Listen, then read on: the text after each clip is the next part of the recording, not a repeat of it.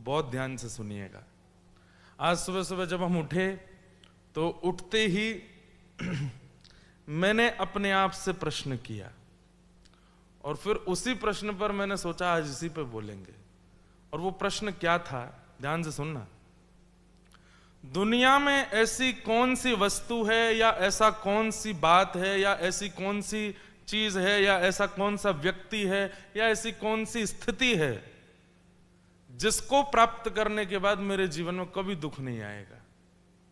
ये प्रश्न मैंने खुद से पूछा कि ऐसा क्या हो जाए मेरे साथ कि वो होने के बाद मैं कभी दुखी नहीं होऊंगा।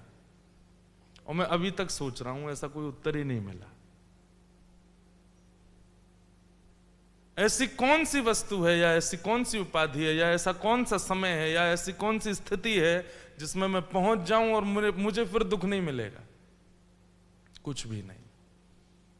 आंसर आया कुछ भी नहीं। लेकिन फिर भी हम सब भाग रहे हैं। जब छोटे होते हैं तो मन में विचार करते हैं 12th पास आउट हो जाएं, फिर मुझसे ज्यादा सुखी कोई नहीं। 12th पास करने के बाद में फिर आता है कॉलेज, यूनिवर्सिटी, फिर लगता है ये डिग्री मिल जाए, उसके बाद मुझसे ज्यादा सुखी कोई नहीं। गिरते पढ़ते मेहनत करते सिर के बाल उड़ा करके वो भी प्राप्त कर लेते हैं। आपको हिंदी समझ आ रही ना सबको? वो भी प्राप्त कर लेते हैं। उसके बाद लगता है कि अब क्या करें,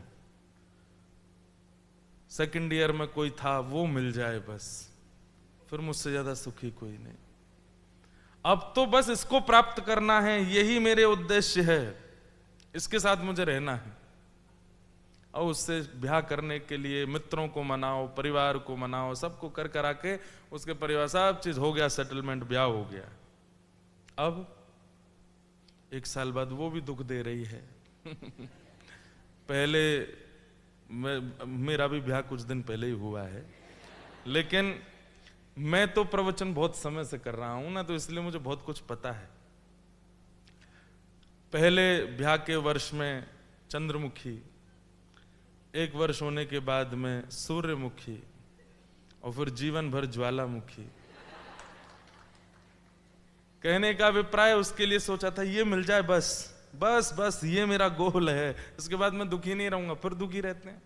फिर होता है कि एक पुत्र हो जाए, फिर होता है एक और पुत्र हो जाए, फिर अरे एक पुत्री तो हो जाए, अब उनको इस स्कूल में पढ़ाओ, अरे इनको ये कॉलेज में भेजो, इनका ब्याह करना है, अरे उचित दामाद नहीं मिले, उचित बहू नहीं मिली, अब उसके लिए दुखी, अब इनके भी बालक हो जाएं। व्यक्ति करता करता करता करता 80 की उम्र में जाकर के ये प्रश्न करता है जो मैं अभी आज अपने आप से सुबह कर रहा था। ऐसी कौन सी सिचुएशन है लाइफ की जिसके बाद मैं खुद से ये कहूं कि अब मैं दुखी नहीं रह सकता?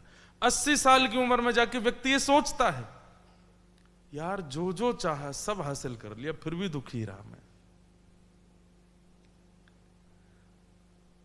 ऐसी कोई भी सिचुएशन नहीं है जो आपको प्रसन्न कर सके, कोई भी गोल नहीं है जिसके बाद आपके जीवन में दुख नहीं आएगा, कोई भी व्यक्ति ऐसा नहीं है जिसके बाद, तो ये बात आपको स्वीकार करनी पड़ेगी कि दुख मेरे जीवन का एक हिस्सा है, वो आएगा। अब यहां आप अपने आप को सांत्वना कैसे दे सकते हो? आएगा पर हमेशा नहीं रहेगा, वो जाएगा जरूर। और एक बात सुन लीजिए, इस लाइफ में कुछ भी कांस्टेंट नहीं रहता।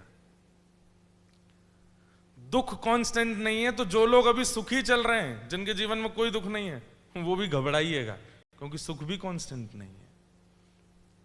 आज धनवान हो तो ये लगे कि बस अब मेरे पास सब कुछ है, गाड़ी है, बंगला है, ये है, वो है, सब, एक दिन वो भी नहीं रहेगा, जाएगा। अब एक बड़ी सामान्य सी बात, कोई एक व्यक्ति आया, उसकी सबने प्रशंसा की, वो कौन? अहिल्यानगर का बहुत बड़ा आदमी है, बहुत पैसे वाला आदमी है, इस पर इतना धन है, इतनी संपत्ति है, इसके पास ये है, वो है, सब कुछ है। मतलब मैं इस चीज पर इसलिए बात कर रहा हूं क्योंकि हमारे थॉट प्रोसेस में यही चलता रहता है कि ये मिलना चाहिए मुझे। अब अहिल्यानगर का वो व्यक्ति आया, उसके पास सब कुछ है, उसके पास बड़ी बड़ी गाड़ियां हैं, उसकी पत्नी बहुत अच्छी है, बच्चे बहुत अच्छे हैं, सब कुछ बहुत अच्छे हैं, लेकिन तभी किसी ने कह दिया कि इस सभागृह में बहुत अच्छा हाथ देखने वाला व्यक्ति बैठा है। तो वो सब कुछ प्राप्त करने वाला व्यक्ति भी उसके पास जाकर जाए, बता देना थोड़ा सा देख के, क्यों? वो भी दुखी है, किसी चीज से वो भी परेशान है। तो एक बात पक्की है कि सब कुछ मिल जाने पर भी आप प्रसन्न नहीं रह सकते, दुख आपके जीवन में नहीं आएगा, ऐसा नहीं है। तो क्वेश्चन क्या होना चाहिए? क्वेश्चन ये होना चाहिए कि मैं ऐसा जीवन में क्या करूं कि मेरी लाइफ की सिचुएशन कैसी भी आवे, कुछ भी प्राप्त होवे, कुछ भी छूटे, कुछ भी मिले, कुछ भी बिछड़े, मैं हर स्थिति में पॉजिटिव रहूं। एक क्लास में टीचर ने बच्चों से पूछा, बड़े होके क्या बनोगे? किसी ने कहा डॉक्टर, किसी ने कहा इंजीनियर, किसी ने कहा कथावाचक। मैंने कहा था अपनी क्लास में, आज ताली बज रही है। जब मैंने अपनी क्लास में कहा था तो बच्चे हंसे थे। जब मैं 7th 8th क्लास में था तो पिताजी कथा करते थे तो उनको देख के लगता था कि मैं भी ऐसे कभी कथा करूंगा। ये नहीं पता था कि करना और बनना कितना मुश्किल है, बस ये लगता था ऐसा बनना है। तो जब हमारी टीचर ने क्लास में पूछा कि आपका फ्यूचर प्लान क्या है, क्या बनना चाहते हो, तो बच्चों का 3-4 आंसर्स तो रटे हैं, ये तो बोलेंगे ही बोलेंगे। सबसे पहला डॉक्टर, दूसरा पायलट, पायलट ही नहीं बन पाते हैं, पायलट जरूर बोलेंगे, डॉक्टर जरूर बोलेंगे। फिर उस समय पर बहुत कम बच्चे ऐसा बोलते थे, इंजीनियर, चार्टर्ड अकाउंटेंट या कुछ भी। जब आए मेरे पे तो मुझसे बोले क्या बनोगे? मैंने कहा कथावाचक। बच्चों की तो क्या, माँ वो टीचर भी हंसी स्कूल क्यों आ रहे हो बेटा? गुरुकुल जाओ, गुरुकुल। हमने कहा कोई बात नहीं। आज वो बच्चे आते हैं, इंद्रेश जी कब मिल पाओगे? मैंने बेटा 3 महीना तो समय नहीं है अभी मेरे पास, अभी तो यहाँ से वहाँ, वहाँ से वहाँ, वहाँ से वहाँ, वहाँ से वहाँ। वो फिर हमारे इसको फोन कर, उसको फोन करे, इनको बोलो मैं इनके साथ क्लास में पढ़ा था। मैंने क्लास में पढ़ा था पर हंसा भी तो था ये सुन के कि मैं कथावाचक बनूंगा। तो ये एक अलग बात है। पर बात यह है कि पूछा गया कि क्या बनना चाहते हो, तो सब बच्चों ने कहा मैं ये बनना चाहता हूं, मैं ये बनना चाहता हूं, मैं ये बनना चाहता हूं। लेकिन एक बालक उठ के बोला मैं प्रसन्न इंसान बनना चाहता हूं, मैं सुखी इंसान बनना चाहता हूं। और उसके उत्तर ने पूरी क्लास को स्तब्ध कर दिया। हम प्रसन्न रहना चाहते हैं, ये प्रायोरिटी हमारी चीजों के पीछे छुपी हुई है। मैं प्रसन्न बनना चाहता हूं, लेकिन मैं प्रसन्न होऊंगा डॉक्टर बनके, मैं प्रसन्न होऊंगा इंजीनियर बनके, मैं प्रसन्न होऊंगा उससे ब्याह करके, मैं प्रसन्न होऊंगा इतना कमा के, मैं प्रसन्न होऊंगा ये नहीं। प्रसन्नता को किसी के पीछे मत छुपाइए, किसी के पीछे मत छुपाइए। आप बस ये बोलिए मैं प्रसन्न रहना चाहता हूं, प्रसन्न रहना चाहता हूं, ये आपकी प्रायोरिटी हो जाएगी तो आप 2 रुपए में भी प्रसन्न रहोगे। प्रसन्न रहना चाहता हूं, ये आपकी प्रायोरिटी हो जाएगी तो आप लोकल बस में भी प्रसन्न रहोगे। मैं प्रसन्न रहना चाहता हूं तो आप एक ऐसी कन्या या ऐसे पुरुष से विवाह करके जो आपके अनुकूल नहीं है, आप वहां भी प्रसन्न रहोगे।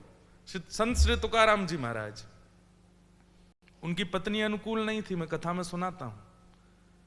उनकी पत्नी संत श्री तुकाराम जी महाराज के जीवन में घटना घटी थी कि महामारी और कुछ भुखमरी हुई थी महाराष्ट्र में, जिसके कारण उनकी पत्नी और बेटा दोनों का निधन हो गया था। तब उनका दूसरा विवाह हुआ। तो दूसरा विवाह जिससे हुआ वो बड़ी तेज थी, बहुत लड़ती झगड़ती और बहुत सुनाती थी। पूरा गांव जानता था कि तुकाराम जी की पत्नी लड़ती है, लेकिन तुकाराम जी प्रसन्न रहते थे। गांव के बाहर एक पहाड़ था, उसके ऊपर बैठे रहते थे। प्रसिद्ध कथा है कि एक बार तुकाराम जी गन्ने बेचने के लिए गए। पत्नी बोली आज तो खूब सारा धन आएगा घर में, आज तो सब बढ़िया रहेगा। जैसे ही वो गए और वहां पहुंचे तो उस समय कैंडीज तो होती नहीं थी, टॉफी तो होती नहीं थी, गन्ना ही मीठा होता था। बच्चों को गन्ने का ही शौक होता था। तो गन्ना देख करके बच्चे पीछे पड़ गए। तुकाराम जी बोले भाई इन पे पैसे तो होंगे नहीं, बांट दिए, ले एक तुम ले जाओ, एक तुम ले जाओ, एक तुम ले जाओ। एक अकेला बचा, लेके वापस आए तो पत्नी खुश हो गई, सारे गन्ने बिक गए, खूब सारा धन आया होगा आज तो। तुकाराम जी से जाकर तुरंत बोली जल्दी दो, जल्दी दो, जो लेके आओ कमा के लाओ, जल्दी दो। पत्नी ले जाओ, एक तुम ले जाओ, एक तुम ले जाओ। एक अकेला बचा, लेके वापस आए तो पत्नी खुश हो गई, सारे गन्ने बिक गए, खूब सारा धन आया होगा आज। तो तुकाराम जी से जाकर तुरंत बोले जल्दी दो, जो लेके आओ कमा के लाओ, जल्दी दो। पत्नी से बोले कि वो तो सारे गन्ने तो चले गए। बोले वो इसी तो उसको जो बेका होगा उसके पैसे दे दो। बोले बेच के नहीं आया, बच्चे पीछे पड़ गए तो सबको फ्री में बांट दिए, एक बचा है। अब मैं ये सोच रहा हूं कि हम तो खाने वाले दो हैं, अकेला गन्ना कैसे खाएं। पत्नी ने गन्ना लेकर के जोर से घुमा के मारा तुकाराम जी को। बोले सब बेका है बाहर। लेकिन तुकाराम जी उस चोट को ना देख के गन्ना देख रहे थे, तो गन्ना 20 से 2 हो गया। तुकाराम जी बोले कितनी मेधावी बुद्धि वाली पत्नी है मेरी। इसने तुरंत उत्तर दिया, 1 से गन्ना 2 कर दिया। आज चल आधा तू खाना, आधा मैं खाऊंगा। हाँ दोनों। अब यहां बात क्या है, तुकाराम जी के लिए प्रायोरिटी अच्छी पत्नी नहीं है, तुकाराम जी के लिए प्रायोरिटी प्रसन्न रहना है। आप चाहे वो जैसी हो। हम लोग प्रसन्नता को वस्तु के पीछे, व्यक्ति के पीछे, एक स्थिति के पीछे छिपा के रखते हैं। प्रसन्नता को छुपाओ मत। मुझे प्रसन्न रहना है, बस हर दिन यही बोला करो, मुझे खुश रहना है, मुझे प्रसन्न रहना है, मुझे खुश रहना है, मुझे प्रसन्न रहना है, हर दिन ये बोला करो। अब चाहे जो हो जाए उसमें भी प्रसन्न ही रहोगे आप। चाहे जैसी स्थिति हो जाए आप प्रसन्न ही रहोगे। हमने प्रसन्नता को वस्तु, व्यक्ति, स्थिति, धन आदि आदि वस्तुओं के पीछे छुपाया, इसलिए वो वैसा नहीं होता तो हम दुखी हो जाते हैं। तुकाराम जी महाराज के पास एक युवा बालक गया गांव का, और उसने जाकर के कहा मेरे घर वाले पीछे पड़े, ब्याह कर लो, ब्याह कर लो। तो तुकाराम जी बोले तो फिर? बोले मैंने कहा तुकाराम जी कहेंगे तो करूंगा, क्योंकि सब जानते हैं आपका गृहस्थाश्रम कैसा चल रहा है, हम सब आपकी पत्नी का स्वभाव जानते हैं, आप मेरे घर वालों से मना कर देना। हाँ तुकाराम जी बोले ठीक है बुलाओ। घर वाले गए, महाराज जी आप इसको बोल दीजिए ब्याह कर ले। तुकाराम जी बोले आज ही कर दो, अभी करो। उसने कहा मैंने आपसे